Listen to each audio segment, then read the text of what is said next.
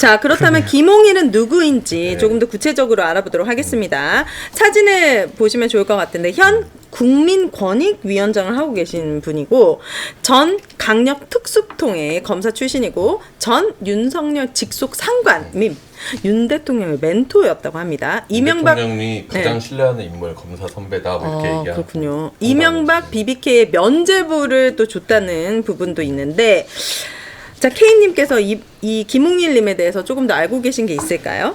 저 뭐 표면적으로는 저 정도로 정리를 하겠지만 네. 오늘 이제 좀 중요하게 볼 부분이 김홍일에 대한 막 위화 기사들이 상당히 많이 나왔어요, 실제로도. 근데 저는 아까 그 CG 중에 저희 네. 그래픽 중에 가장 저기 밑에 배치했던 저기 BBK 면죄부 검사로 유명한 분이죠. 이분은 사실상 그 이후에 나중에 이제 특검을 통해서 밝혀졌을 때도 그 당시에 검찰 수사의 문제점 이런 것들이 다 드러났던 거고. 네. 자, 그럼 그 MB에게 사실상의 면죄부를 줬던 검사. 근데 이 양반을 누가 가장 존경하냐 지금 대한민국에서 그분이 가장 존경하고 계셔. 이게 BBK가 저는 이 그때 면죄부를 줘서 어떻게 보면 지금의 상황이 역사가. 연출돼 있.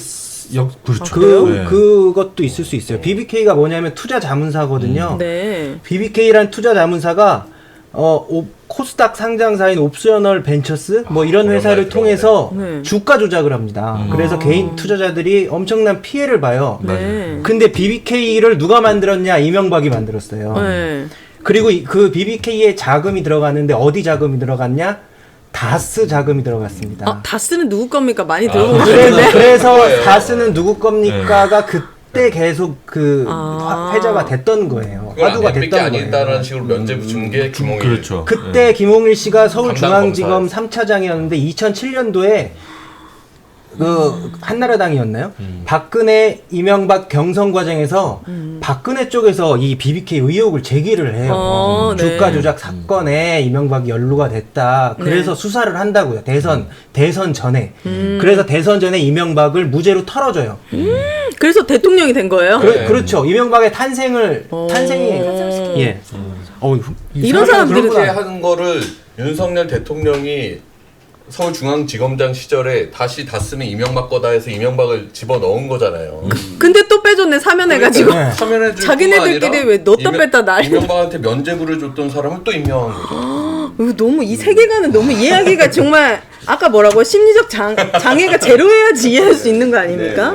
아니, 그래서 다른 세계에 살고 계신 분들이라. 아니 저는 이 아까 우리 뭐 하나회 검찰도 비교했지만 검찰 조직이 기본적으로 과거지향적인 조직이잖아요. 이게 무슨 미래지향적인 무슨 아젠다를 막 설정하고 던지고 그쵸. 정책을 펴고 하는 조직이 아니지 않습니까? 잘못된 거, 안 좋은 거 이런 거 들춰내고 파헤치고 뭐 조직의 생태 자체가 그런 거 아닙니까? 네. 근데 그런 양반이 지금 방통위원장은 사실 뭐 들추고 사정기관 아니잖아요. 여기는 규제기관이 아니란 말이죠. 네. 뭔가 정책을 합의제 하고, 기구. 예, 이게 합의하고. 그 방송 정책을 이렇게 이끌어 나가고 또 방송도 방송이지만 통신 정책도 얼마나 중요한 또 한 부분입니까? 네. 근데 뭐 이런 양반이 그 지금 방통위원장으로 지명됐다는 것 자체가 네. 매우 사적인 인연. 네. 그거 말고는 설명이 되지 않는 거예요. 그리고 저희 MBC 입장에서는 지금 박문진 이사진 교체 시도가 다 법원에서 제동이 걸렸잖아요.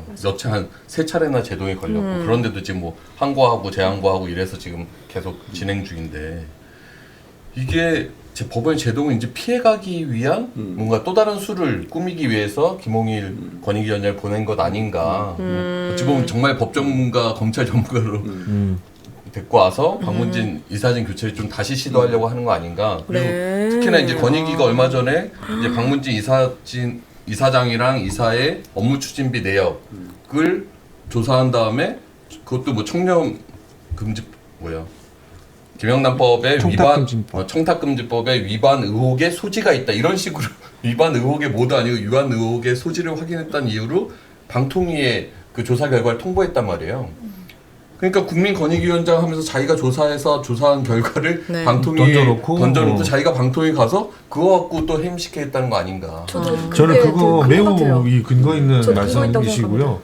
그 김홍일 권익위원장이 6월 29일, 6월 말에 저기 권익위원장 취임했어요. 지금 반년도 채 되지 않았잖아요. 네. 채 되지 않았고 이 권익위가 그 지난 10월 이제 국정감사 때 권익위 국정감사 때 이런 것들이 많이 이슈가 됐죠. 그 특히 이제 공영방송의 이사 축출 그리고 뭐 사장 그때 박민 사장이 이제 낙하산 내려올 때 또 청탁금지법 위반을 저희가 이제 그때 신고를 또 했기 때문에 네. 이런 것들이 이슈가 됐는데 족족이 그 소위 말하는 축출해야 되는 대상에 대한 것들은 너무나 신속하게 움직여요. 그렇죠.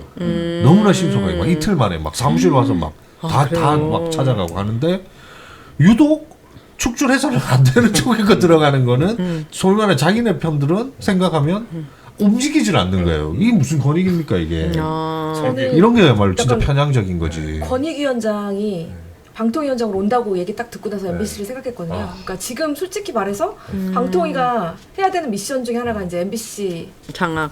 장악이잖아요.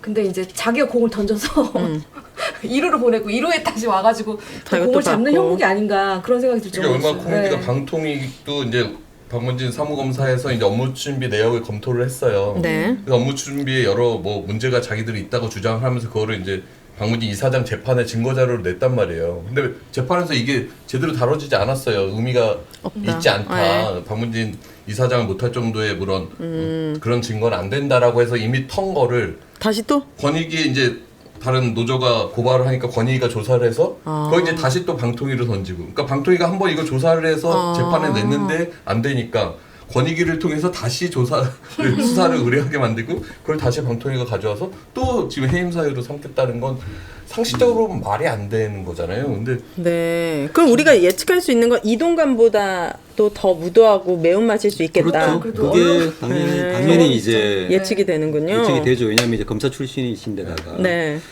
일단 범죄를 만들어서 구속시키는 과정들이 되게 업무였던 분들이라 네. 저는 이제 공영방송도 위험하지만 권한이 없다고 우리가 이야기를 하고 있는 인터넷 언론들 충분히 이제 좀 위험할 수도 있다 생각이 네. 듭니다. 오늘 이제 뉴스타파 김용진 대표를 압수수색을 바로 들어왔잖아요. 그날 이제 지명이 된 건데 약간 상징적인 느낌도 약간 들어요. 그렇네. 앞으로 이제 지금 인터넷 언론에서 많은 어떤 보도들이 나오고 있는데 네. 사실 이게 윤리적인 보도였느냐 이런 문제도 좀 있고 여러 가지 문제 삼을 것들이 이슈들이 좀 있습니다. 그래서 사실은 저는 오히려 더 광범위한 문제들이 좀 나오지 않을까라는 우려가 혼자서 생각이 드는데 예. 그 문제들은 언론인들이 보도를 해야지 시민들이 알게 되고 목소리가 모아지는 겁니다. 저는 윤석열 후보 시절에 기억이 나는 게 자기가 이제 국정 능력에 대해 사람들이 좀